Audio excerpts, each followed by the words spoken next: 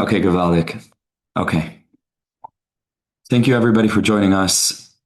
What a privilege to be counted among this chevra who are interested in connecting to this energy of Uman Rosh HaShana.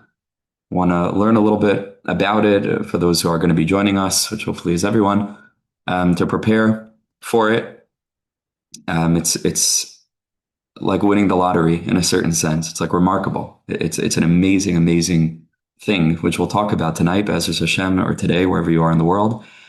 I want to welcome Reb Dovid'l, my Yedid Nefesh, my Rebi, and my friend, for being here and partnering with me in Uman B'Chabura, which we'll talk about Be'ezus Hashem a little bit later on.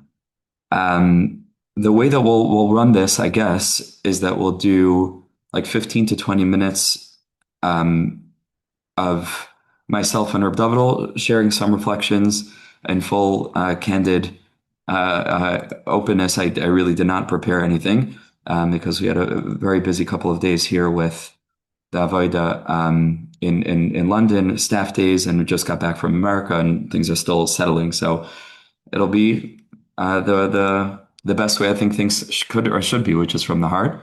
And I'm sure Dovid'l will share from the heart as well, as always. And then we'll open the floor and we'll try to give priority to questions that are more specifically related to Uman B'Chabura, which is the program that Reb Dovid'l and I will hopefully be running Be'ezus Hashem in Uman this year, which some of the chevra that I see the faces, the names are actually going to be joining us for that.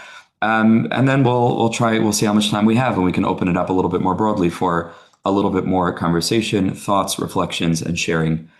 And so, B'siyata D'Shmaya, I'd like to invite Reb Dovid'l, if you don't mind. Do you mind going first, or yeah? Okay, so Reb Dovid'l is gonna hopefully share with us now some Divrei Chizuk reflections, and then I will share. And we're not going to schlep this along, but it should be l'shem luciferis. It should be something that's marbek v'ed shemayim, and something that brings us closer to HaKadosh Baruch Hu, brings us closer to Emanas Chachamim, connection to this particular tzaddik.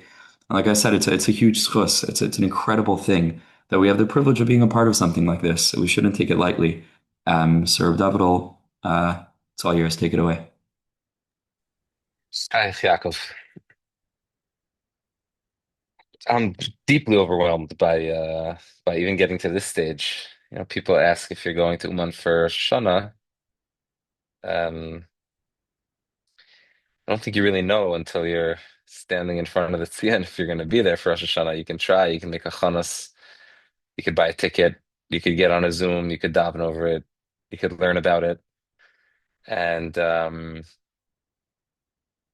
it's a matter of invitation. For me, at least personally, to speak just for a few minutes again, like Yaakov, I didn't have a chance to really prepare in any formal way, but on purpose, I think also, and I think also it was a very much coming from a place of wanting to just speak openly and candidly about what it means personally for me to be connected to this chabura, to do this together, and what it means to even dream of the possibility of being in Uman for Rosh Hashanah. For the past number of years, just full disclosure, I spent the past number of years in a kibbutz in Yerushalayim with the Gaon and the Tzaddik Rav Yitzchak Meir Morgenstern.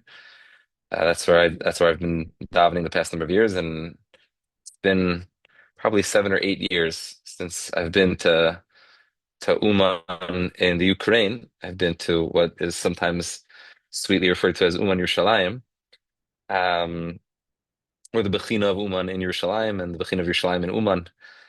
These two things coming together.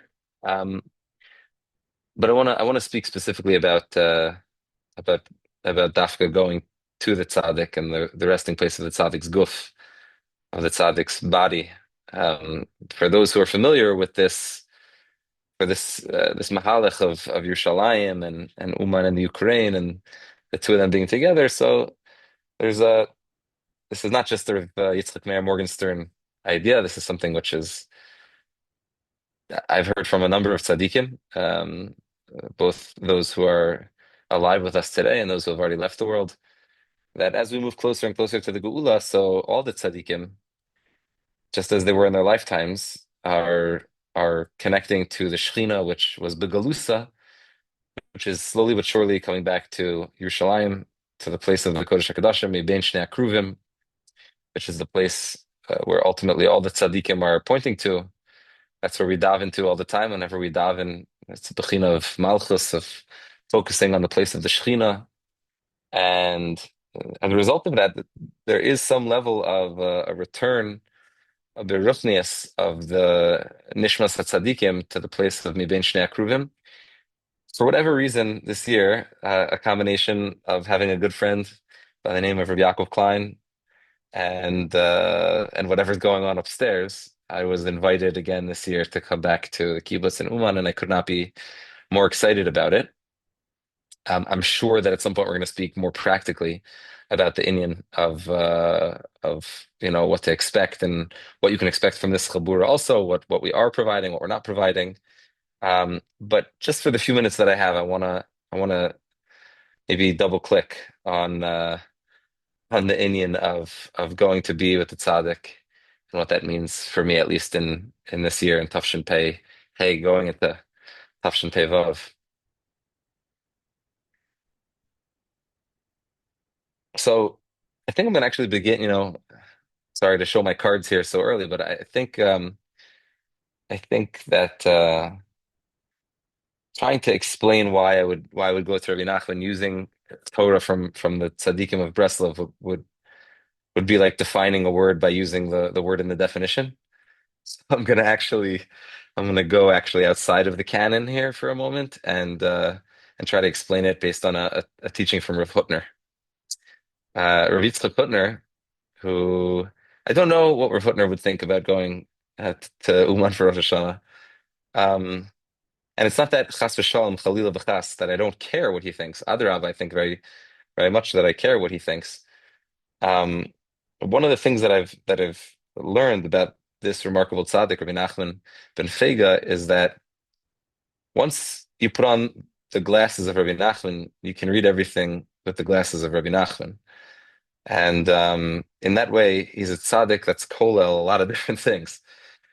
So there's a letter from Rav Hutner. Rav Hutner was a master psychologist and pedagogue, and a tzaddik, Rav Hutner in the 12th letter of the Pachad Yitzchak Igros Uksavim writes something which I've been thinking about since Yaakov invited me, and it goes like this. Basically, there was a Talmud of Rav Hutner who neglected to show up for one of the Shlosh Regalim. But Rav Hutner, the Shlosh Regalim were a real maimed. Um, he would have all the Talmidim come together. It was a Farbrengen Chasidi. That was the tenor. That was the tone. He would dress in festive garb, even though it was not always on Chol Hamoed. It was sometimes before Yontif. And to teach over in Yani Dioma. And there's a letter in Pachad Yitzchak in the 12th letters of his letters. He has a heartbreaking letter that he writes to a Talmud that he says to the Talmud, I missed you. The emes, I missed you by the kibbutz, by the Farbrengen, that the before the Yontif Farbrengen. And we spoke and we shared Torah. And I wanna share with you what I shared there, Rav Hutner says to this Talmud, because I think it's no gay to the fact that you weren't there. And this is what he says. He says, there's a Rashi that tells us coming up it's Od Mat, we'll get to it in the reading and the laning. There's a Rashi that says that Hashem, through the mouth of Moshe Rabbeinu, and told the Jewish people that it was Ad Hayom Hazeh, until basically the end of Moshe Rabbeinu's life, that Am Yisrael did not have a leiv ladas, didn't have a heart to understand all the teachings of Moshe Rabbeinu. And Rashi there says a lashon that it takes 40 years for a person to be yored the sof daito shel rabo. It takes 40 years for a person to go down and to really truly understand the teachings of the Rebbe. 40 years. And in the 40 years that Am Yisrael was in the desert, they were gestating, they were digesting the teachings of Moshe Rabbeinu. And it wasn't until Ad Hayom Hazeh that Hashem gave us a leiv ladas, gave us a heart to understand what it is that Moshe Rabbeinu was really all about. And Rav Hutner, Kedarko Bakodesh, uses the concept of being Makabel Pnei Rabo Beregel. And of course, there's the machlokas whether Rosh Hashanah is considered one of the regalim or not. It's a discussion in the Mishnayos and Moed Katan, and the Gemaras and Moed Katan. Al Pi Halacha, how does it factor into Avelos? And B'cholzos, the Indian of being Makabel Pnei Rabo Beregel is a very interesting lashon. Makabel Pnei Rabo Beregel. And this lashon of being Yored the Sof Daito Shel Rabo, going deep into understanding really what the Rebbe is all about, what a person's Rebbe is all about. And so Rav Hutner says that basically, even though it takes 40 years for a person to be Yored the Sof Daito Shel Rabo, as Rashi tells us, there's a certain hack. Uh, there's a certain mahalach that a person can take that will actually streamline and in some way give you a kvitza saderech. You don't have to wait 40 years to really be makabel pnei rabo, to be makabel and to be yored the sof daito shel rabo. And that is to go see your Rebbe during the Shlosh Regalim, to go see a person's Rebbe when they're not in the Beis Medrash, when they're not reading the Sfarim, but when they're standing face to face with the Rebbe and they're able to see, when they're talking about a person who's still in this world, to see how they interact with their wife and with their children, how they interact in their house. And there's a certain uh, jumping over the 40-year period, which is a prerequisite and necessary in order to get to the bottom line of what's my Rebbe all about, that if a person goes to be with their Rebbe during the Yontif, they're able to get that. And remember, I want to remind you, Rav Hutner is saying that this Talmud didn't come to the Farbrengen. And so everything that he taught at the Farbrengen and the letter that he's writing to the Talmud are really going hand in hand together. And then he says two things which I think are super nogeya to this Indian of Uman Rosh HaShana and just this Chabura here of people who are yearning to be together for Rosh Hashanah. He said there are two simonim muvhakim, for those who've learned Bav Metzia. There's two simonim muvhakim of a person who has been yored the sof daito sharavo, a person who really gets their Rebbe. And this is what he says, and they're both remarkable. And you can forbrang on this for hours. We're going to limit this to 5 minutes.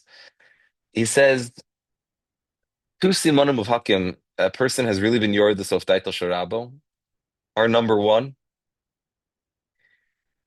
that the Talmud isn't upset to hear the same shir that he already heard from the Rebbe once before. It's okay to hear the same thing twice.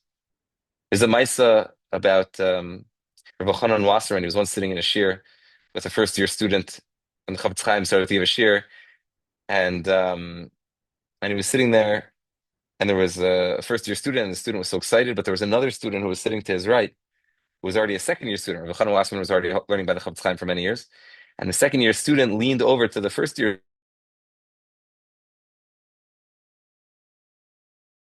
student. I heard this shir last year, and I gave this shmooze last year. And Rabbi Chanan Wasser didn't say anything, but after the shir was over, Rabbi Chanan Wasser turned over to the second student and said, the Rebbe added 20 new sentences this year that he didn't say last year. And that's what it means to be Yored the Sof Daito Shorabo. It means to listen to the words of the Rebbe in such a way that you're not tired of hearing it because you heard it before. In the same way, I would venture to say that, if Yaakov would jump off the screen and come walk through the screen into my living room right now and I would see him, I would be like, I saw this one before. I saw him before. You never get tired of seeing the person. If you're the Sof Daito shel Adam, shel Rabo, in the same way that you're excited to see the person, even though you have a hakara of the person's panim, and you know the person, and there's no chiddush in the person, but it's your love of the person himself, not what he's about to give you in terms of the Torah, that actually makes you excited. Then you understand that just being together is really what it's all about. It's not about the Torah per se. It's not about whether I heard the shir before, I didn't hear the shir before. And then Rav Hutner says the second siman muvak is that you're okay hearing something that's, pardon the expression, that's half-baked from the Rebbe. In other words, something the Rebbe hasn't fully worked out yet, a hunch that the Rebbe has, a hergish that the Rebbe has, a mahalach that he's working on, but isn't full. It's not glat yet. It's not. He hasn't worked it out. And you don't mind sitting through a shir where the Rebbe is going through something that you're not really 100% sure what he's trying to say. But again, it's not about the gift you're about to receive on intellectual level. It's not about a das of up here, but it's about a das that's a chibur between two people, so that even if the idea is not fully worked out yet, I still want to be there for the shir. And Rav Hutner says to this Talmud, I'm not sure if the reason you weren't there, Kedarko, really just goes straight for the heart.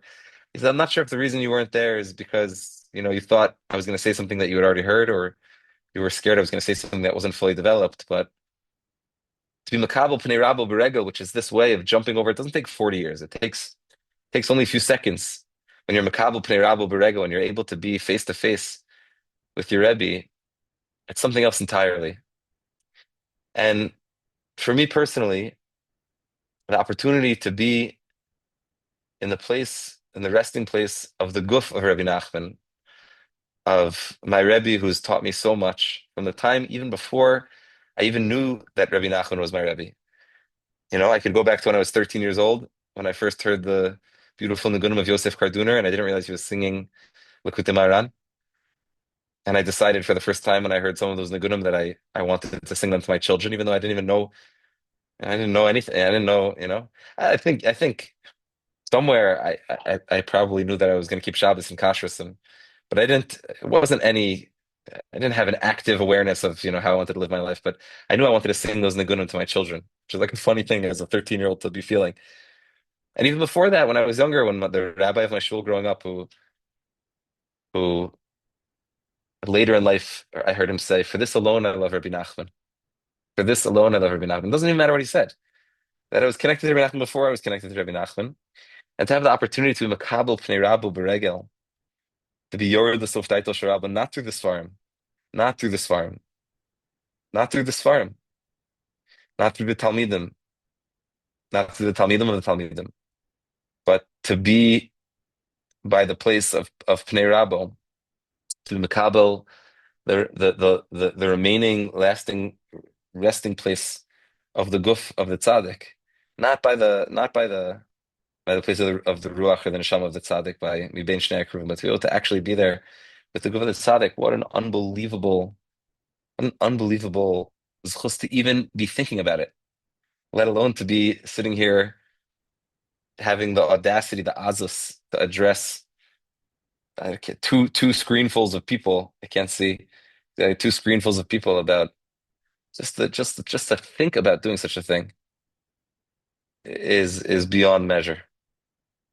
So I'll say one more thing. Rabbi Nachman. Now that I've expressed myself, not using not wearing you go to a mall. Maybe some people are familiar, some are not. But you go to like a sports game or a concert. You can't really wear the band T-shirt. It's like it's too much. You don't wear the team jersey. I know some people do, but not where I'm from. It's too much. Like you can't. You have to be a little contrarian. So I had to start with couldn't start with the Torah from Rabbi Nachman, but Rabbi Nachman once said, and I think it's very much in the same vein. Rabbi Nachman once said that I have three types of Chassidim. I have Chassidim who come to me for the hot bilkalach, for the hot rolls. By the Rebbe, it's good gashmias. You go to a Rebbe, even by Breslov, they didn't have any money, but even by the Rebbe, is good gashmias. There's hot rolls, probably a good fish. It's usually a fruit platter or something.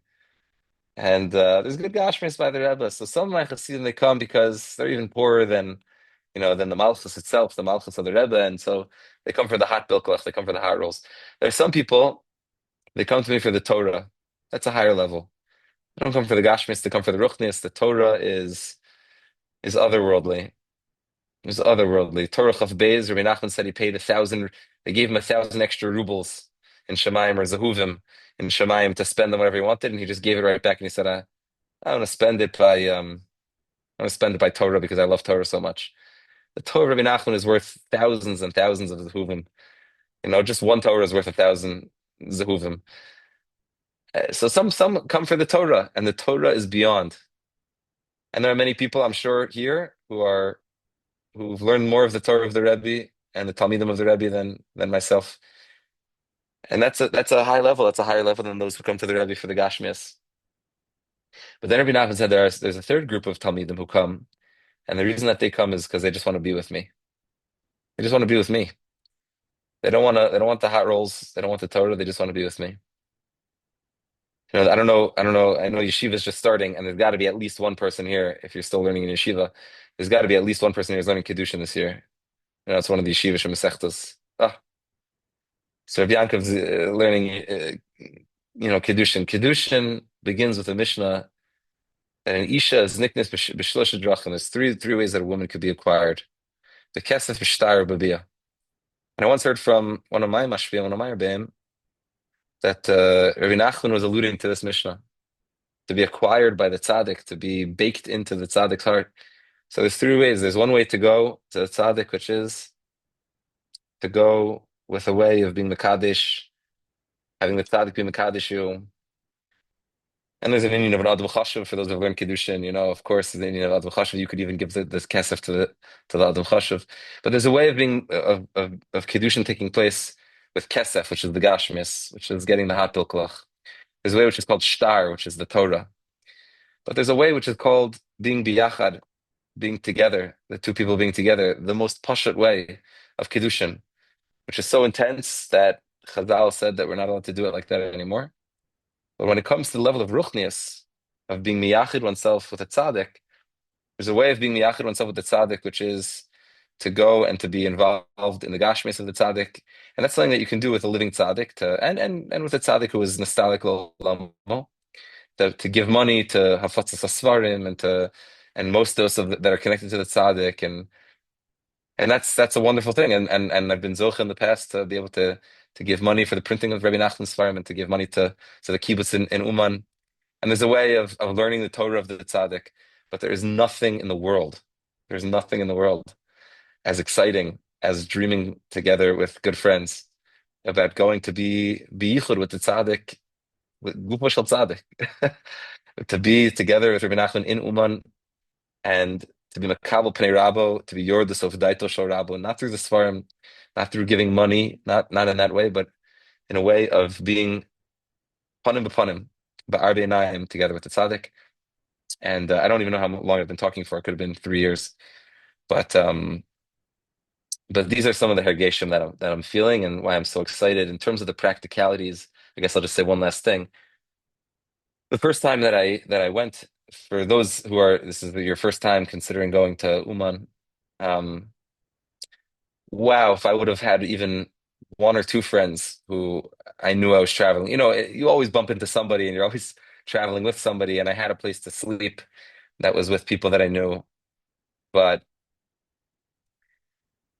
to go and to know that you're going to land in a place where already, and again, I'm hoping this won't be the last Zoom before we're getting close. But for those who are on the fence, and to be able to do it together, maybe the traveling, each person has to figure out his own way, and it's not simple. There are manias the whole way, and there's talk of, they're not going to let people in from here, they're not going to let from there, and they're going to close this border and that border. And I mean, that's child's play. There's so many ways that a person can be mebaldo on himself, but to actually get there, and even once you get there, to have a landing place, to have people whose faces you could be makir, and to have a tvias ayin on the sweet faces, or at least the names that are, or the icons that are showing here, and hopefully next time the faces. Everyone should go back to work. Everyone's like in the middle of work or something, and they're listening on one. So, to be able to do that together, and to be able to learn together, and to daven together a little bit, and to eat together, and to have people who have done it before, because I know there's also people here who have done it before and done it numerous times, and to know the things that are happening, and what to go to, and even to know what's going on and to choose not to go to it, but to be able to do it b'chabura, and to be able to do it with a smile of a friend, and I've honestly, I don't even, I can't tell you what it'll be like, because I've never done it before.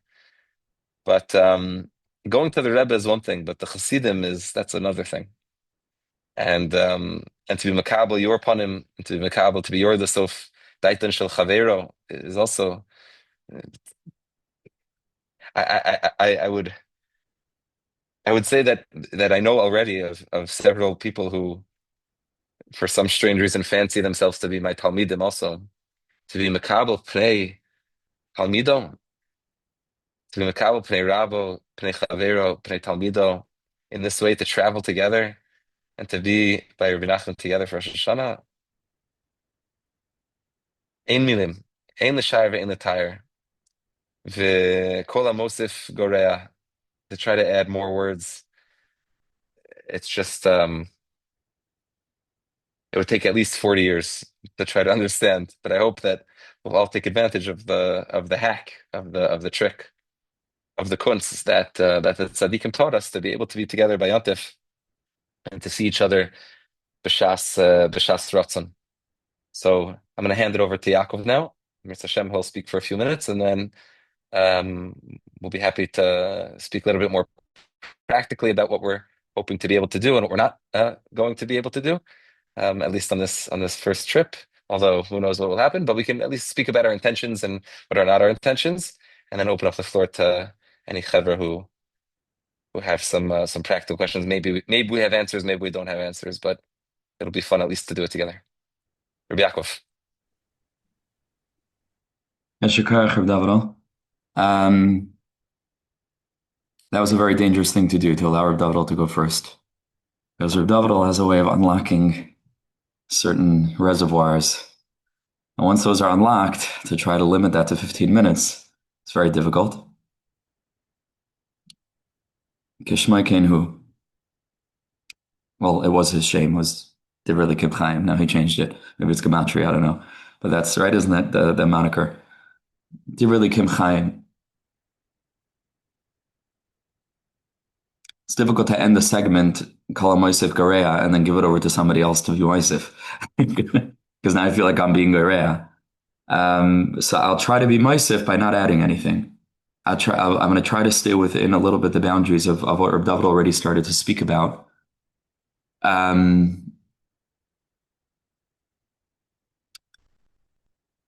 So Reb Dovid'l already did the non-Breslov stuff, so let me just give it to you straight.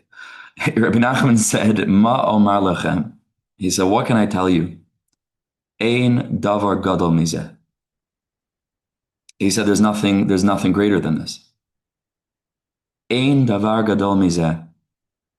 Liyos etzli b'Rosh HaShana, to be by me for Rosh Hashanah.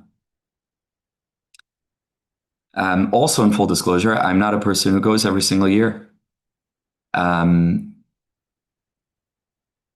I think there's something paradoxically, and I know I'll get attacked for this, but that's fine. There's almost something intensely Breslov about not going every year, because so much of Breslov is yearning to be where you're not. So much of the Breslover experience is not being there, but being desperate to be there, but not being there, you know. And then there's being there, and then there's not being there, and then there's Ratzav Shayiv, and then there's years that you think you'll be there, and then you're not there, and then there's years that you're there. And then there's years that you're not there, you know? I'm not sure that every single one of the chevra here is actually one of the sweet, beautiful faces that I love and adore, who I see here is B'derech HaTeva not going to be there. But he joined the Zoom because he's a Gevalt. And he knows who he is. Because he has a Ratzon, because he's a Breslover. You know, whether he knows it or not. So I'm not a person who is there every single year. I yearn to be there every year, whether I'm there or whether I'm not there. But I'm always in some deep fundamental way, which is actually the voice note that I just sent him this morning. B'machshavta shel adam sham hu adam. You know, in the Baal Shem Tov, it's not where your body is; it's where your ratzon is. It's where the real you are. And in that sense, I've been in Uman maybe my whole life. Maybe I've been in Uman before I turned 1 year old. Maybe. Because on the deepest layer of my existence, I yearn to be next to this tzaddik.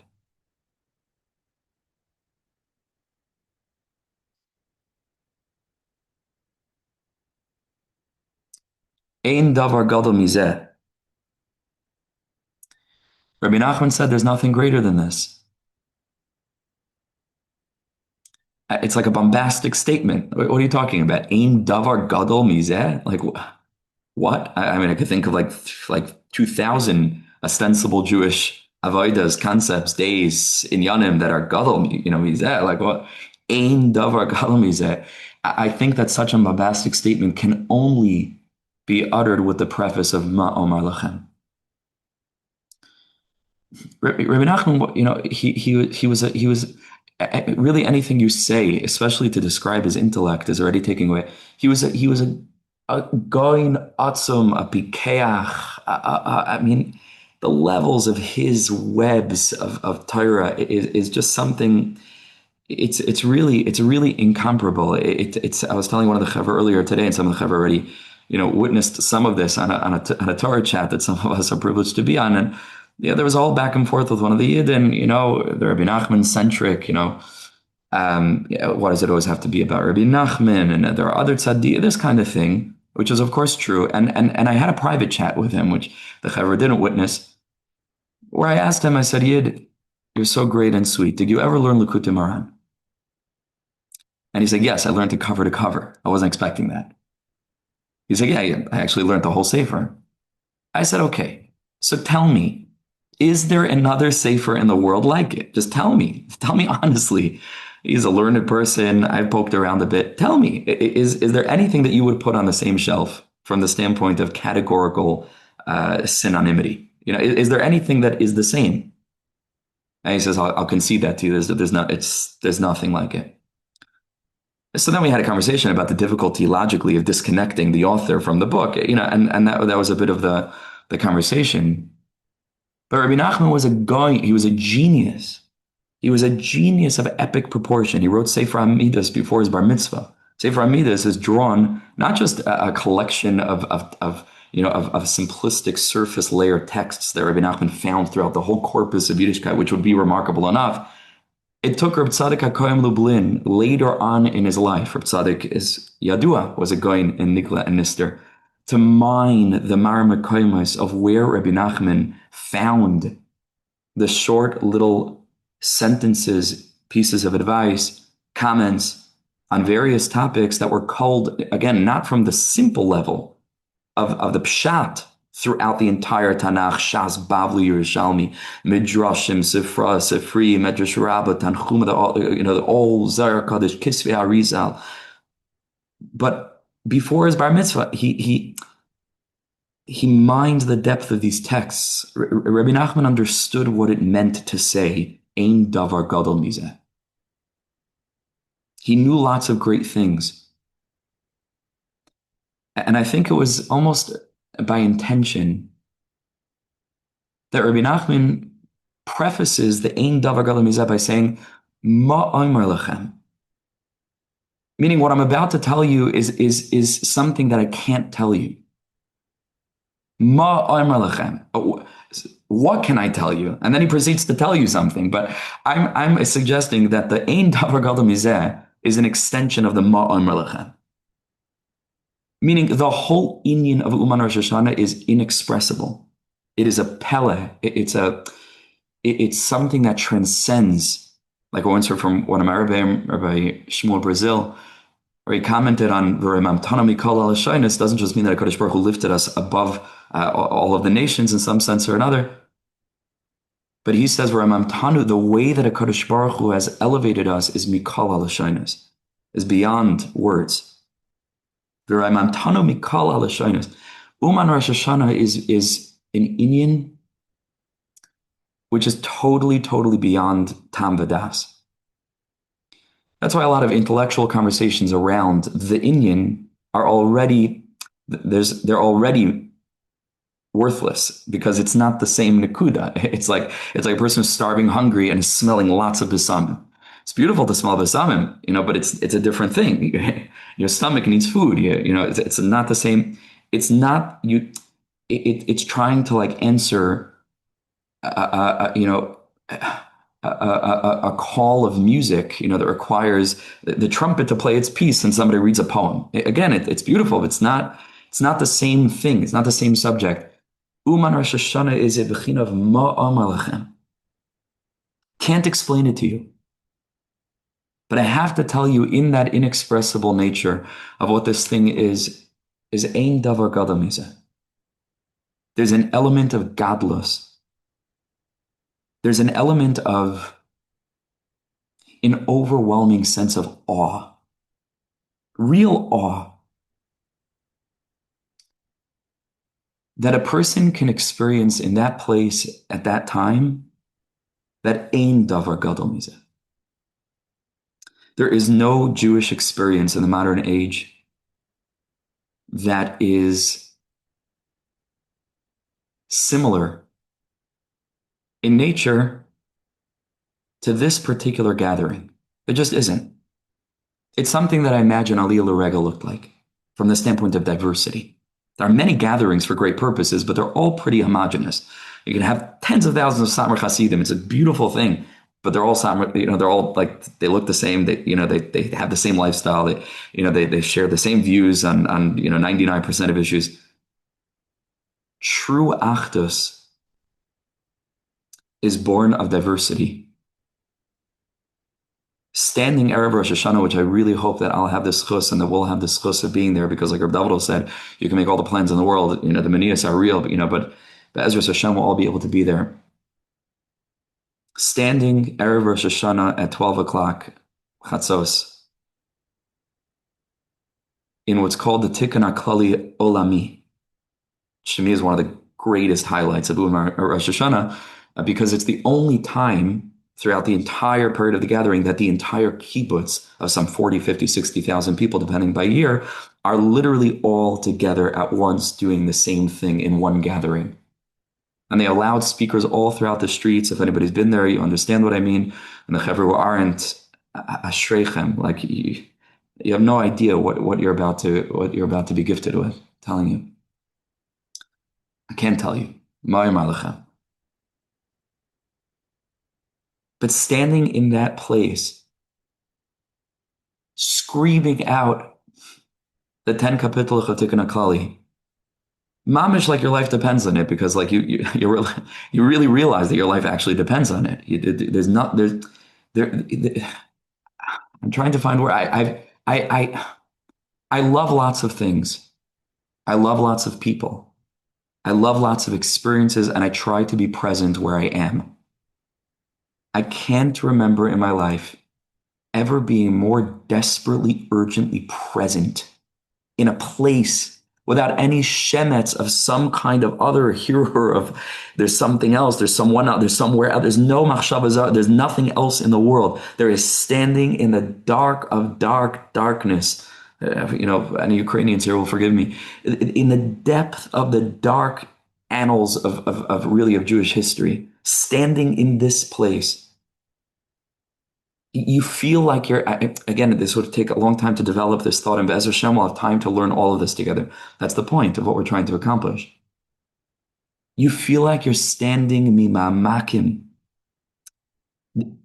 There's no higher place than Uman. There's no lower place than Uman. There's a certain darkness, which ties into why Rabbi Nachman wanted to be buried there, which is a whole sugya in Breslov. Rabbi Nachman moved to Uman to die. It's a bizarre thing. Most people have different reasons they want to move to a community, nice shul, whatever. They have a park and a mall and whatever. Rabbi Nachman moved to Uman to perish. That's why he moved. It's like, that's welcome to town. He was there to die because he planned out his life with such daikanos and such intentionality that he understood this was a place that not so much earlier in Jewish history, those very streets were running, the Sfarim describe with Jewish blood like rivers in Gzeres Tach V'Tat, the Chalmoniki massacres. 10,000 Jews were murdered in one day in Uman, something like that, 3 days. Those very streets were running with Jewish blood. Rabbi Nachman understood that there were neshamas that needed tikkun. We don't know what these things mean. I certainly don't. Rabbi Dovid'l probably does. I don't.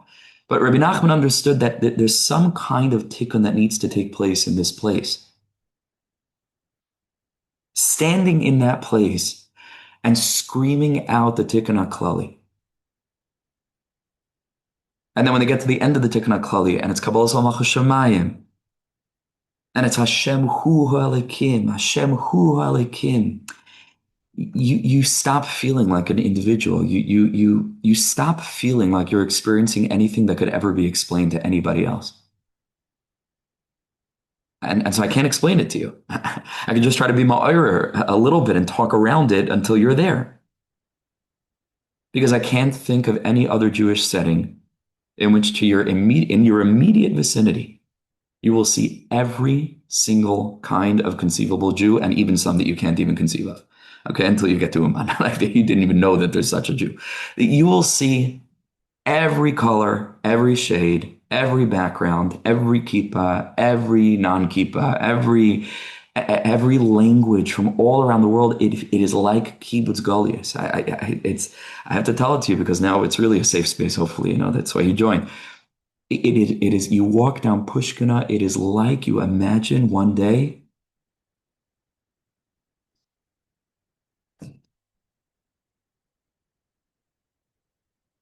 It's like you imagine all of Klal Yisrael will be as passionate, as excited, as optimistic, as vulnerable, as open, as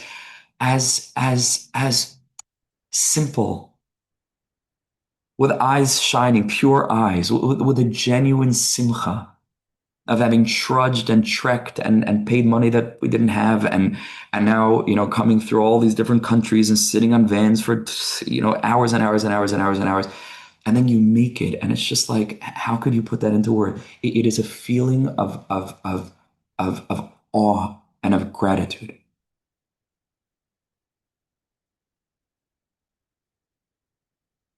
And the kicker is, and this is what I think people miss, and what I hope that in our Chabura we could try to avoid this pitfall, is that I don't see Rabbi Nachman as a demographic from the standpoint of like sociological identification. To me, it's not like, oh, you're Breslov. Oh, this is a place where Breslovers go, as you said. This is a place where Satmars go. This is a place where Breslovers go. To me, Rabbi Nachman,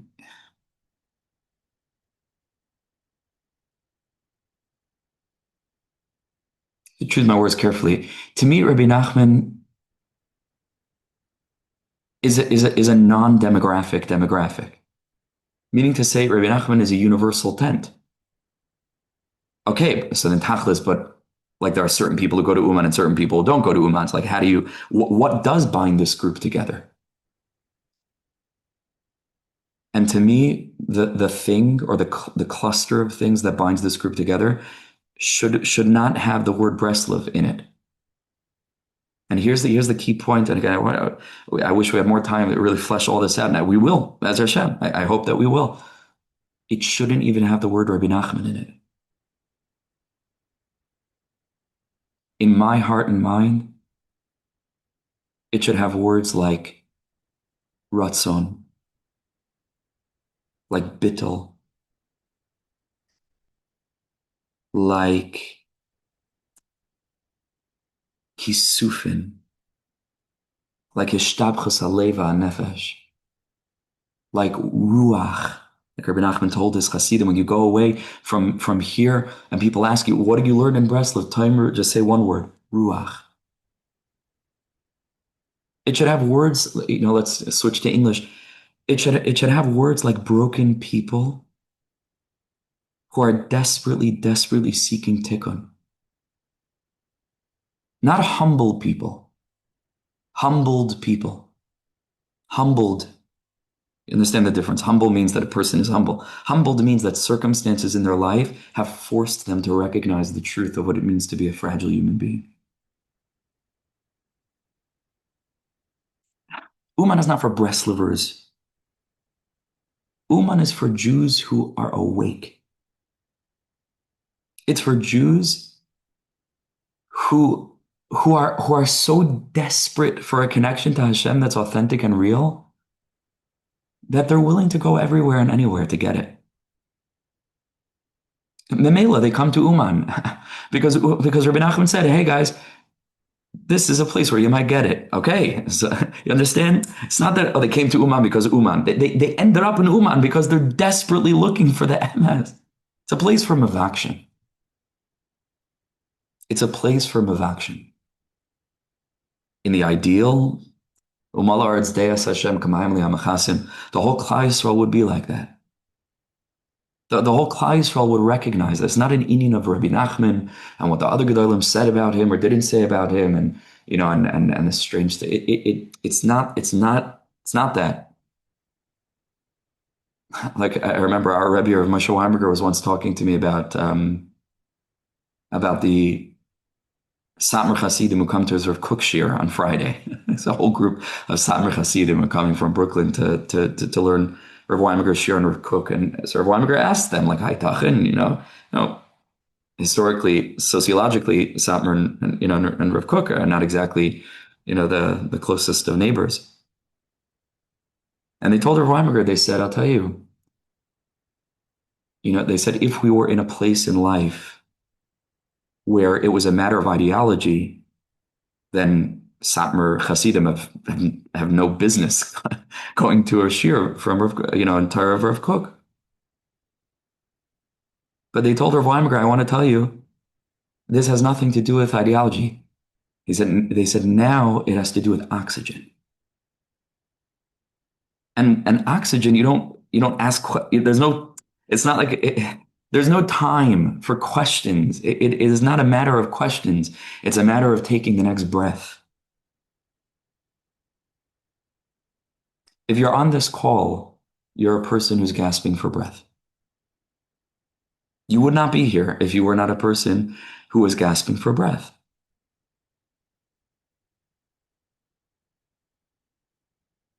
We go to Uman to breathe. We go to Uman to breathe. We go to Uman because in that place, Ish Asher Ruach Boy, there is a tzaddik who is full of oxygen, full of air. It's a place where you can let your spiritual, religious hair down, where you can just be fully open, vulnerable. There's no place for any kind of hisparis, of gaiva, of this, of position. You're in. Rabbi Nachman says in Tarkov Lamed Hey, Teva hakatnos lehizbatel lifnei agadlos. So as a rule, it is the nature of that which is small to be nullified in the presence of that which is great. In Uman, all there is kuchabrichu. There's just Hashem. And Rabbi Nachman's Torah is so honest that anybody who connects with it, especially in that place, who are you kidding? What a person's going to try to be a Rebbe in Uman? Like, it's a joke. All you can do is just be you. In the presence of a tzaddik who welcomes you with open arms, no matter what that looks like. No matter what that looks like. Ein shum yush ba'olam klal. No matter what.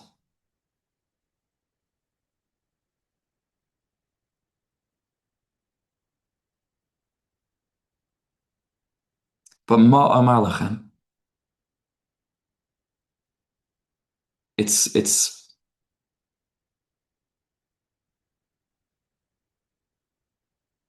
you can't express it.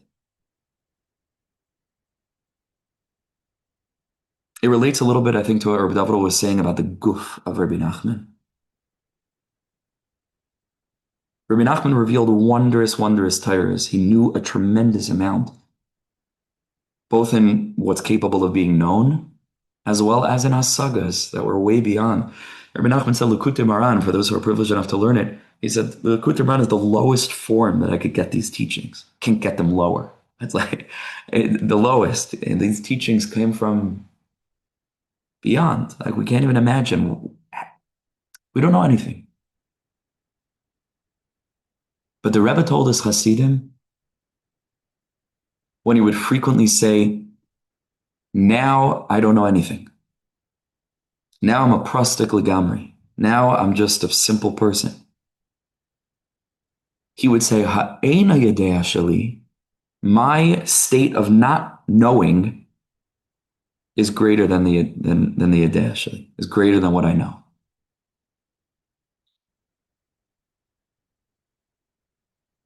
Uman Rosh HaShana is not an expression of knowledge. No one knows why they're there. Like no one can actually. It's absurd. It's crazy. Uman Rosh HaShana is wacky. It makes no sense.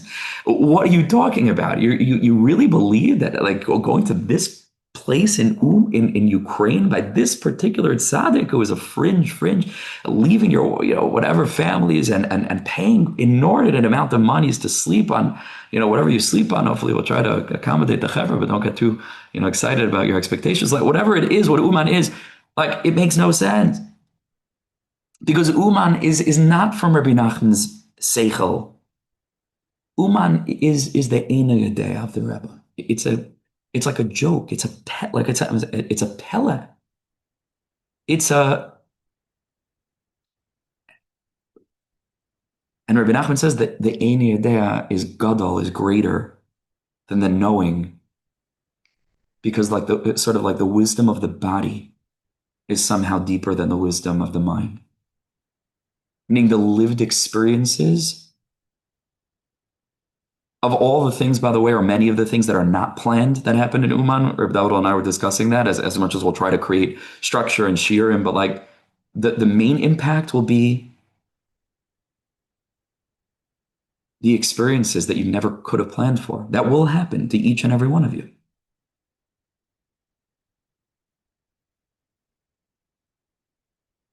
I can't, Dovid'l, I'm failing. I can't say any words. I'm Uman, I'll just close with this, okay? It says about Shabbos, we say, those who daven Nusach Svar, Raza de Shabbos, Ihi Shabbos. The secret of Shabbos, says the Zohar Kodesh, is Shabbos. That's the secret of Shabbos, is Shabbos. I'm telling you, Chevra, Raza de Uman is Uman. Sometimes you need to use a footnote to explain certain inyanim. That's going back to what Dovid'l said. But also, it's just the thing itself. It is, and that's why like it became a slogan, Tavo'u, Targishu, Tavinu, right? They say, come, experience, and you'll understand. Like, but you have to, it's not in a text. It is an impulse of a desperation to breathe and the possibility of there being oxygen here because people you trust and love are saying, hey, that might be a really good place to go.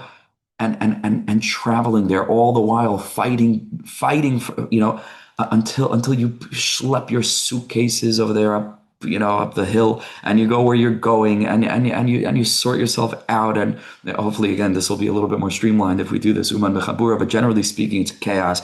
And by the time you're exhausted, you haven't slept for a day, and you try to get to some mikveh and it's freezing cold, and people like my first year, I went to this mikveh at Leile, and it was my introduction to Uman. There was mamash mud all over the floor. Hopefully today it's a little bit different. There was one of the Yidden over there, like I said, the inconceivable Jews who was doing like what's it called, like croaking like a rooster. The whole entire mikvah was just echoing like this was my introduction. But by the time you get and then you push through the crowds and then pitom, before you know it, you're standing in that semicircle. You're standing in that place and you put your pruta and tzedakah and you have one of those big floppy tikkun klalis. And then you breathe. I promise you, you breathe. I can't explain it. But in that place, you've breathed. And you take it in and you take a big inhale. And there's nowhere else in the world that you'd rather be. In this place at this time with these people. In a dark place, physically and oftentimes spiritually, emotionally. And here to be Mamlech Hashem. And here to be Karasicha. And from this place to turn a Lev Even into a Lev Basar. B'kitzer, come. Okay. Everyone should try their best to make it. If you feel the call, Rev Dovid'l called it an invite. I'll just add to that point about the invite is that To me, the invitation is wanting to be there. That's already you were invited. Not like if you come and then people say, "Oh, I wasn't invited this year." No, no, no. Of course you were invited because Rabbi Nachman is not an Indian of where you are. There are many years that I desperately wanted to go and I couldn't go, and I mamash felt the R of Uman, because I was there because I wanted to be there. You are all if you're on this call, I'm telling you, you are invited. You're bechlal this mysterious, inexplicable, unexplainable thing. You're part of it. Make every effort to come. You don't have to join our program. If you'd like to, you're welcome to. I think it's going to be extraordinary. I really think it's going to be something really unique that doesn't really exist. I've been to Uman a number of times. I've not seen such a thing. I don't know whether there are other chevras staying together who are doing Zooms. That type of thing. It's different. It's different. But go wherever your heart is drawing you. All I'm here to do, and what I think Reb Dovid'l and I are intending to do in this little Zoom now, and we'll have more Zooms, Bez Hashem, at least another Zoom for the Chevra who are actually going to be, who are committed and booked, and then we'll do a little bit more Chana together and get to know each other and that kind of thing. I'm just here to say, listen carefully to your neshama. Listen carefully to your neshama. And don't allow your brain to get in the way. It's an Indian of the guf of the Rebbe. It's an Indian of physically being in this place and experiencing the inexpressible. If you feel the call, listen to it, respect it, trust it. And B'ez Hashem, I hope that we'll all be able to make it.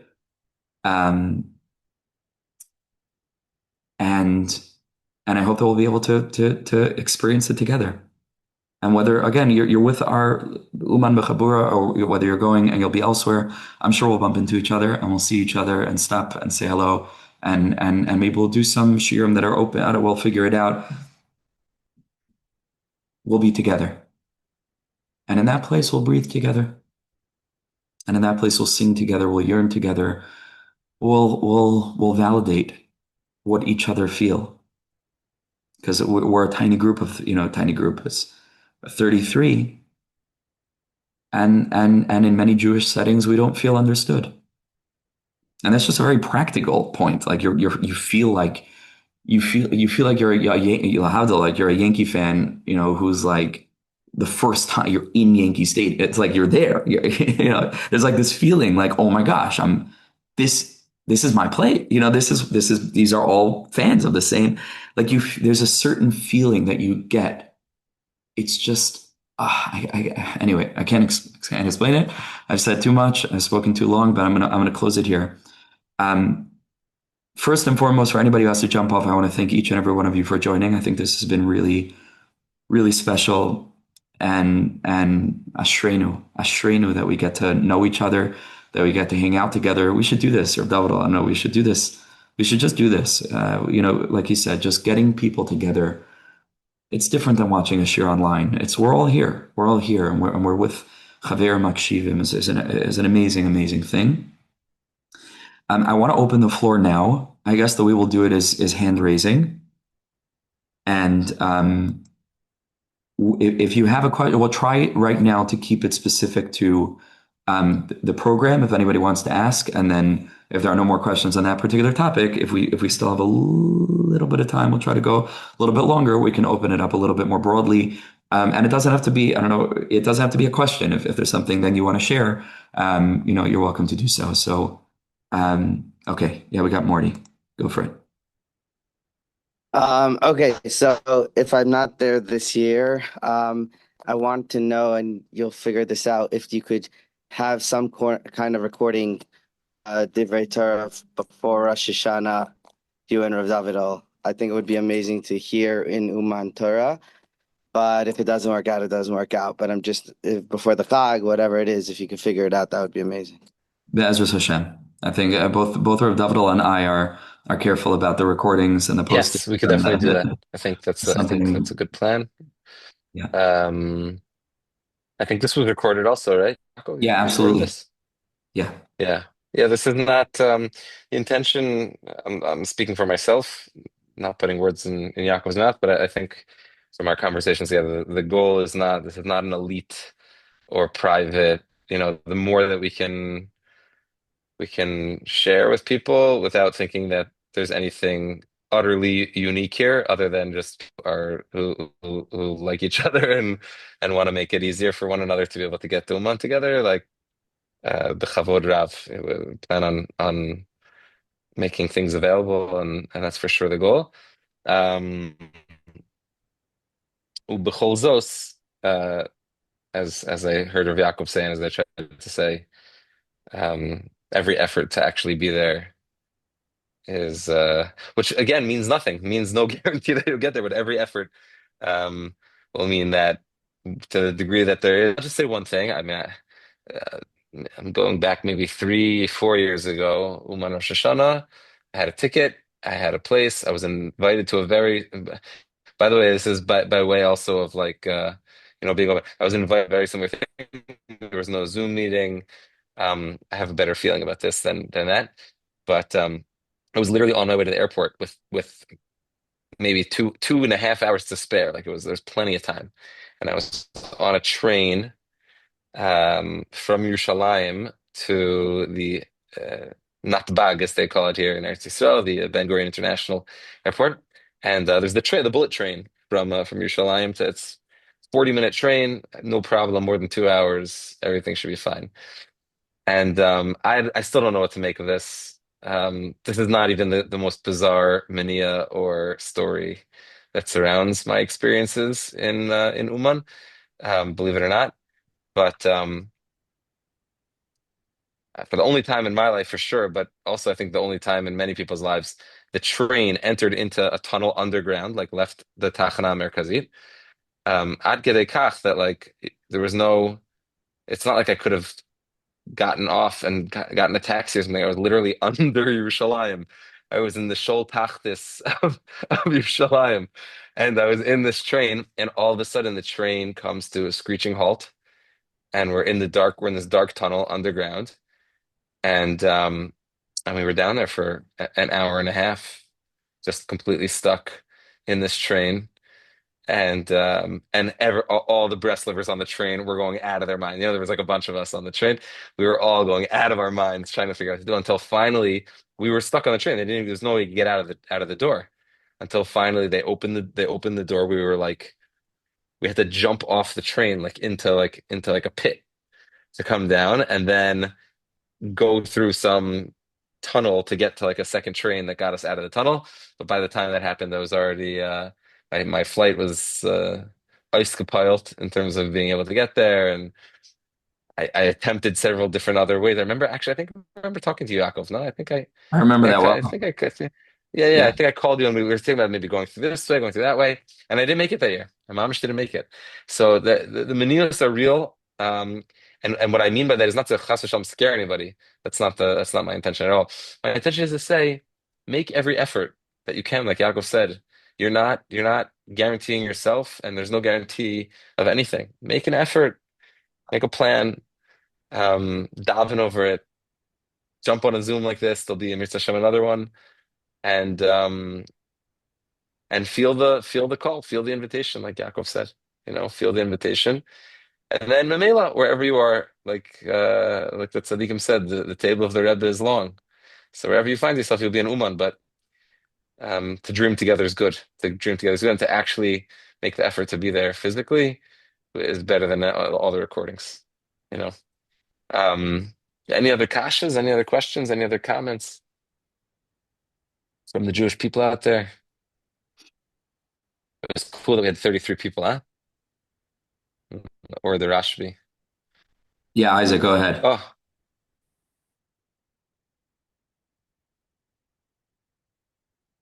Thank you guys for your time. Time is a very undervalued resource. So you guys both spending all this time together with us today. Thank you. And also the time that you guys are putting into planning and logistics and conversations and teachings, and it's a tremendous amount. So thank you in advance. I'm curious if you could share more about like what exactly is this kind of program and chevra and like what's the vibe? Is there a certain program in mind? I got a kind of a vague idea that there's kind of round one Shabbos before Rosh Hashanah, and then there's like the full blown round two is leading up to and including Rosh Hashanah. What is this? I've never been to Uman, never been to Ukraine, so as first timer as they get. And it sounds like a big part of the simcha of being in Uman is the fact that you got there and maybe even got your stuff with you, you know? But it sounds like the journey like through Mitzrayim or Poland or Moldova or whatever. But maybe you could share more like what's the matzav like that you guys are looking to create once we're there? Dovid'l, take it away. So what I would say first, I was gonna ask if you've ever been there before, but I was gonna even if you had been there before, I was gonna answer it as if you had never been there because I'm sure there's some people who haven't. You're right that there's a simcha in finally getting there. I have this distinct memory in my head of a Jew from Tzvat who I know. Um, my first year in Uman, I remember, getting there, and maybe 5, 10 minutes after I'd arrived, I was like trying to find my way. I need to find a place to daven shacharis, or at least wanted to find the place to daven shacharis. I don't know if I needed to, but I definitely, I might have been being at the Gemara. I might have been Potter, but I wanted to find a place to daven shacharis, and I just have this like image seared in my brain of this Jew who I know from Tzfat, getting out of this like cab or taxi, like some semi-bus taxi thing, and he just like got out, and with like like the wildest eyes. Is Eretz Yisrael, is Israeli, and like with the wildest eyes, he just like threw his head up, in there, and he's like, Rabbeinu Higati, like I made it, and like this like feeling of like I made it, like, and so you're right, there is a big simcha with that. I think what we're trying to do here is something.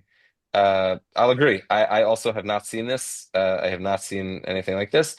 Um, I'm going to explain what we're trying to do based on what I've experienced in the past, um, in Uman, and that is, um, basically what the standard thing is you get a ticket, you show up at the airport, y- maybe you have a bus, maybe you don't have a bus, but there's a lot of charter buses.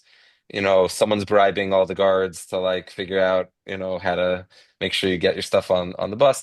When you finally even let's skip the travel part. When you even finally get to Pushkino, when you finally get to like the main street, the main strip, where if you've ever seen like the overhead shot of just like endless sea of Yidden, when you get there, you don't, even if you know where you're sleeping, you don't really have an address, and you certainly don't have someone who you can call and be like, okay, vis-a-vis where I'm standing right now, how do I get to where I'm getting? Where is the Tzion?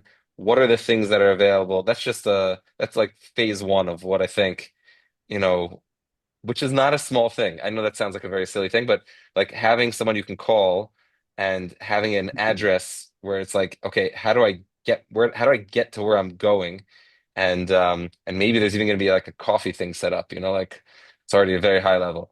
That's number one. Number two, which is the main thing, that's just a number two is even after Rosh Hashanah starts, like you have a ticket for like a meal, but you don't really know where you're going. You're not sure who you're going to sit with, and that's part of the geschmack of it. And like anyone can do that. Like you definitely can still do that. This is like a minimum, pressure, maximum invitation in terms of like all the program and the programmatic parts of this thing. But having the opportunity to just be on here with 30 plus Jews, and to at least begin to see each other's faces and names, and to be able to have meals together is a whole different ballgame than what you're usually just walking through a tent like trying to find a place. Like, but this, I'm not sure if this cup was used already or not used. I can't, like whatever. It's either that, or I'm not gonna have a meal, like scrap together a lecha mishnah, like try to figure it out. um, my intention, and again, Yaakov and I have spoken about this a little bit, but we're very much open to hearing also what people want. Uh, Our intention is that each of us is for sure every day that I'll say this for me. Every day that I'm there, I'm planning on giving shiurim, on teaching Torah. Yaakov and I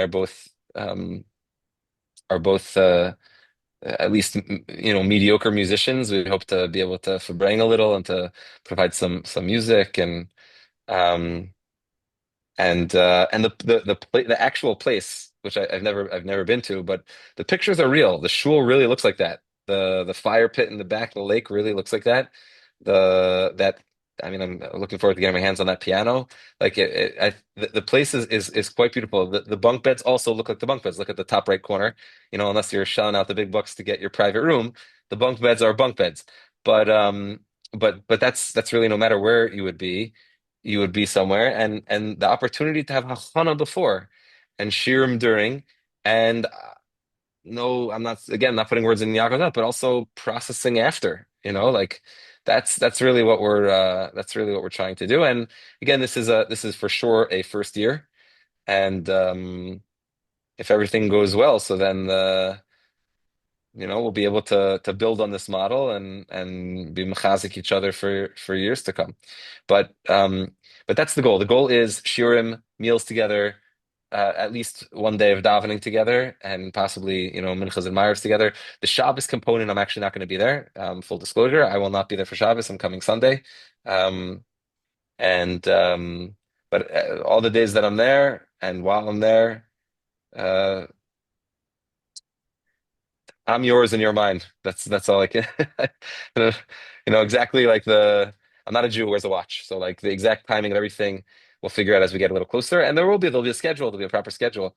But Torah and Avoda together in one place where you have an address and you have someone you can ask, like, okay, like what's next, is already 1,000 times more than what the average person goes to Uman not knowing what they're doing has, and it's mamish priceless as far as I'm concerned. And I'm looking forward to leaning on those who know more also. Meaning, this is not a top down type of affair. We're just dreaming it up here in the corner, but I wouldn't say that we're at the front of the room. We're very much doing this together. I hope So that's some helpful. some people are coming on Friday and some people are coming on Sunday. It sounds like Thursday. Yes. I think Yes, not and everybody's coming in for Shabbos. There are going to be people who are there for Shabbos. It's open, for people who are going to be coming Shabbos. Just to add, Reb Dovid'l was pitch perfect, mamish. But just to add one nakuda that I think was for me when Hashem put this idea in my head. Maybe the primary intention is that considering the kinds of people who are likely to listen to my own humble shiurim, or connected to Reb Dovid'l, Talmidim, and so on, there's a certain what I perceive to be like-minded nature of people who are obviously looking for a beautiful, memorable, unforgettable experience, because that's what Uman is, one way or another. But people who are genuinely looking to get something out of going. I think because Uman is such a bombastic chavaya, like they say, it's such an incredible experience. The sights and the smells and the concerts and the dancing in the street, and all the different things. In many of the different programs, that are sort of accessible for American English speaking people, it's a mixed lot. And again, I believe that everybody who's there is there for a purpose, and it's beneficial for everybody on a soul level and on an inspirational and millions of levels. V'chule v'chule. Not chas v'shalom taking away or putting anything down, but it oftentimes is. It has been my experience, and is the experience of many, that the local environment of wherever it is that you're staying is not often on the level for people who are literally going because Vani Kirvas Elikim Li Toiv, and because it's Rosh HaShana, and I want to be connected to Hashem, and I want to gain spiritually, and I'm looking to come out on the other side different than I was when I came back in. Sometimes, the difference is you got some kind of Moldovan stamp or something on your passport, and you have great pictures and like, oh man, like that kind of thing, which is great, which is cool. There could be many other places that people could be. It's wonderful. But in my mind, I assumed that the kind of people, given my sort of demographic, that I'd attract if I was doing something in Uman, together with Reb Dovid'l, and the kind of people that he would attract, would be capable of creating a very unique atmosphere and environment of people. Again, it's not like super intense. Like, not, people who are gonna know how to chill and know how to sing and know how to laugh and have camaraderie and have ruach and and enjoy all the different parts of Uman together. But people who are also going to take it seriously. People who are not because like you have to show, like we're not mashgichim and this is not a yeshiva and this is not, there's no, like Rav Dava said, there's no expectation, but there is the subliminal expectation just given who you guys are and who we are, that if you're coming to join, you're probably the type of person who is gonna get up on time for Shacharis and who is going to be at the shiurim because you're a growth oriented person and that's why you're coming. So in other words, there are any number of reasons that a person might come to Uman Rosh HaShana. Some and all, again, all of them are valid and all of them are great, and every neshama that's supposed to be there will be there. We're trying to tap into a particular demographic where the reason for coming is something that's really deep and real. And we're trying, as Hashem, in the Sudas and through the Shiurim and through the conversations and bringing together these kinds of chevra and the different connections you'll make among yourselves, the friendships that will be forged and the, late night DMCs around the campfire and by the lakeside and walking back and forth with the sea, is to create that kind of a vessel to bring together this kind of energy. And that's sort of what I was referring to when I said, to my knowledge, that does not exist in Uman. I've not seen a program that's designed to cultivate a certain atmosphere. The atmosphere is whoever ever sign up and join. And this is different. We're trying to create something unique and different. I'll just make one technical note, is that the particular place where we're staying can host about 100 people. Lazer Grynhaus, so for some reason is not on the Zoom, but whatever. But I put his number over here. He's the guy to reach out for any practical, technical booking things, any other information, reach out to him. Yeah. Oh, our Blazer's here. Oh my gosh, where are you? I'm sorry, I just haven't had my face on the back detail. Amazing. Gewaldig. Okay, Chatasi. Hope you're Michael me. Give you a bracha. Make it to Uman this year. Which would be a bracha for us as well. So you can speak more to this, but I'll and you'll correct me if I'm wrong. But in terms of my understanding, our understanding is that there are going to be other people also, right, staying in this place, because it's a place that can host many more people than ostensibly maybe one day we'll fill out all 100, but this year it's probably going to be somewhere closer to 20 to 30 to 40. We'll see if numbers go up in the next couple short while, but there are going to be other chevra. The other chevra are invited to join us, for whatever they're invited to join us for. But what we're going to try to cultivate through the shiurim is that whoever is here for what we're doing will be really fully present in what we're doing. I don't know if we'll come up with some way of demarcating, like who's with us and who's, I don't know if that'll be necessary or helpful. It might be, to wear wristbands or whatever, like just to sort of identify like who, so you're with this part of the program. I don't know yet. We have to talk out that technical detail. But I don't want Chaver to think that they're coming to a place where, it is a subset of many other kinds of Yidden who will be staying at the same location.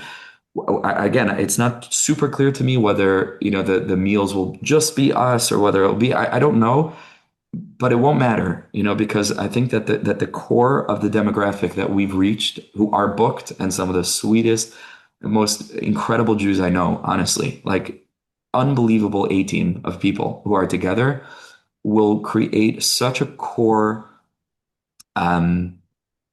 such a central pillar that Be'ezus Hashem, Adrabah, we'll be mashpia on everyone else, and they'll having been awoken, so to speak, by this caliber of chevra, will add, and it will be, that'll be what it will be. But to me, that's the primary thing. Obviously, what Dovid'l mentioned in terms of, the technical things, having someone to call, having a place that's, that where it is quite beautiful. I can't, so to speak, speak for every tier of the rooms. It'll be Uman. Uman is Uman. Anywhere you go, it's like that. It's just basic and it's simple and it's sweet and it's tmim subshitas. But the hall, which is where we're going to be spending a lot of time learning and eating and davening, I haven't seen anything like it in Uman.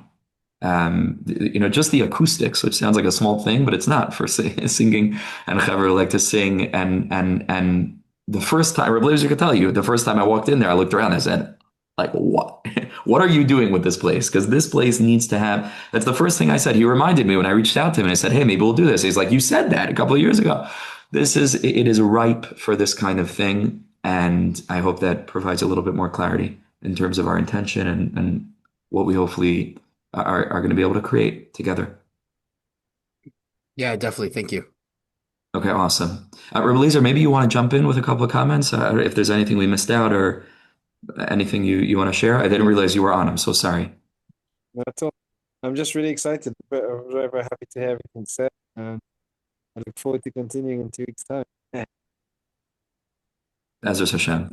Rebi Lazer, is there a curfew in Uman? Do you know about that? There is an official curfew. The whole year they ignore it. When it comes to Rosh HaShana, suddenly they remember to be very strict about it. But thank God we're on a side of Uman that even the police are scared. No, I mean it's like the countryside. It's quieter there, and lights go up after 11, and so anyone on that side is free the whole night. You know. Right, but meaning at a certain point, there's not you're not going to the sea and coming back. Meaning you should be at the shetach, you should be at the property before that, presumably. Yeah, and I think it was 12, maybe 1 year it was 2, but they'll tell us when people will know about it. Yeah. Right. And whoever's joining, either if you're booked, you're already on the WhatsApp group. That WhatsApp group is to share all this, relevant information that everyone sort of will need to know. Right. And also I can confirm that other people staying are very much looking forward to this program. There's no one here who's in any way joining us not going to want to enjoy it. It's an amazing class, and really there's nothing like it. I've been looking for 18 years, and I'm very excited that it's going to be really looking forward to joining. Ezra Hashem. Yaakov. Yeah. It might have been answered like through the just majority of the questions, but even before, like it's just a lot of planning and just thinking about the trip does bring up a lot because it does sound very intense, and that's definitely part of the journey. But what do you say is like a good mindset? Because at least for myself, it definitely is very overwhelming just thinking about there and back and buses and planes and stuff getting lost. Sure. What would just be like a practical mindset to keep grounded? I think personally that Uman is like an incubator test space for everything you've ever learned in any Breslov book ever. Like it is like Rabbi Nachman orchestrated, literally like the perfect what's the word I'm like the perfect environment. It's a little bit like how in certain domains of study there's like the lecture and there's the lab. Yeah, This exactly. is the lab. That's the word I'm looking for. Yes, Rabbi Nachman orchestrated the lab. The laboratory. All of the ideas about Yishuv Hadas, about patience, about going with the flow, about not being too rigid, about like it will bring all of that out of you. What's brilliant about it is that it's not like Rabbi Nachman told us, go to Finland somewhere with some random people and have a difficult time.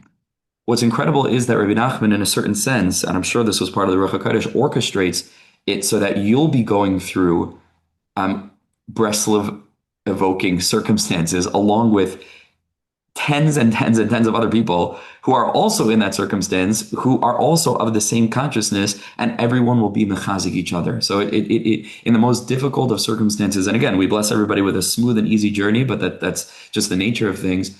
The airports are full of dancing. I always wonder what different people think about what's going on here.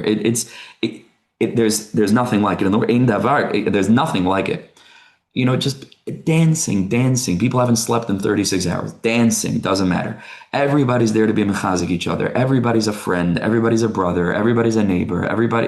You're not alone. I don't want people to think that they're making this trip to some remote place in the middle of Ukraine and stopping in countries and making the trip alone. I'm telling you, from the time that you get to the airport, that'll take you to whichever of the locations you will already identify. There will already be, unless you're coming mamash from the end of the world. If you're coming from, most places, there will be 2 or 3 or 4. And then by the time you get to a Moldova or Romania or somewhere in Poland or whatever, hundreds And it's like all of a sudden that tiny little group that you thought like, oh, like this is Uman, like this is it. And it's like, whoa, oh my God. And you're there and you're in the center of it and you're carried along and you're swept along, not just in a technical, physical, practical way, but in an emotional and spiritual way. And it brings out of you something that it's impossible for me to say, here are the tools you'll need because you won't really need them. It brings out of you, it brings out of you that emunah and that simcha and that sense of calm. But I would say that expectations need to be set mirosh to make room for all this stuff. And to say from the second I leave my home, I should say that even before that second, it's all a delusion and an illusion that we're really in control of anything anyway. But right now, from the second I leave, it's an inyan of bittul. What's going to be with me? How it's going to be? It does right now. Ani nosei ala Rebbe. Right now I'm traveling to Rabbeinu HaKadosh. What will be? Who it will be with? How it will be? It's not. It doesn't matter because I'm taking this trip. And I think if a person has that mindset and it sort of anchors themselves in unconditional calm, like from the outset, I think it'll be a lot easier to deal with whatever hitches and difficulties. And again, it's not like, we always say just to cover our bases, but like there shouldn't be, what I'm saying? There shouldn't be. Hopefully if a person plans beforehand and a person booked the bed and booked the room and a person is part of a program like this and a person tries as best as they can to figure out the van or sort of other train, whatever it is, and that from the outset, you have your ticket, that there's no reason that things there's no reason. It should be smooth. Be'ez Hashem. That's my bracha to all of us. It should be smooth. There are many groups out there helping people who are traveling to meet up with each other, and often people post links saying, we've got a van, we've got enough spaces, anyone want to join? Often it's good to have the band in a van. Sometimes that happens on the plane itself. And nachon, people walk around and say, my first time going, my first time going, I don't even think I knew how I was getting from the airport. There's, like Yaakov said, there's so many people who are going that you kind of get swept up in the whole thing. It's like, okay, everybody go here now. There's a shuttle from here to here, and then, maybe you pay a few bucks, maybe you don't pay, and it's just, if you've ever been to Meron, on Saint, there's always someone's shoving food at you and someone's shoving transportation at you. If you have a ticket before and you have a plan before, you're 10 steps ahead. And like Yaakov said, there's no reason it shouldn't be smooth. Yeah, and just some sort of practical tips, getting closer, traveling with cash, making sure you have cash with you is important because things could come up and all of a sudden they don't accept card and you have to get out of the airport and find a taxi to some ATM issue. Like things like that could happen, so there are certain small sort of practical, technical tips to be aware of, to recognize. I'm sure more questions will come up. We're already, oh my gosh, we're way over time. So we're gonna close it here. I'm actually gonna put my number here on the chat. So anybody who has any further questions that we weren't able to get to, you're welcome to reach out to me. We'll see if I can help. If not, I'll refer you to Reb Lazer and put you in touch with him. So I'm gonna put that here now. You can reach me on WhatsApp 3722589. Nice. So everybody's welcome to copy that number and be in touch. Any dollars you're bringing, try and make sure they're not torn or have any marks written on them or anything, because they're very funny like that in Ukraine. So your dollars should be clean. Your dollars should be clean, Gewalt. Yeah. Okay. Ashreinu, what should I tell you? If only for this, already Dayenu. That's how I feel. I hope it'll be more than that. I hope it'll be more than that, much more than that. But if only for this, what a privilege to be counted among, like I said before, Yidden who are looking to breathe. Yidden who are Mevakesh Hashem, Mevakesh Emes. And Be'ez Hashem, we should all be zocha to see each other there in person, to learn with each other, to learn from each other, and to hold each other up. These are the last few shaky steps to the finish line. It's beyond words, it's beyond anything we can understand. But if you're feeling the call, follow it. Ksiva v'chasima tova to all. Good keben shiar. Thank you so much, Reb Dovid'l. Thank you, Reb Lazer. Thank you to everybody for joining. And it's Be'ez Hashem, it's just the beginning. Ashreinu Yidden. Thank you to everybody for joining us. Asher Kach. Thank you.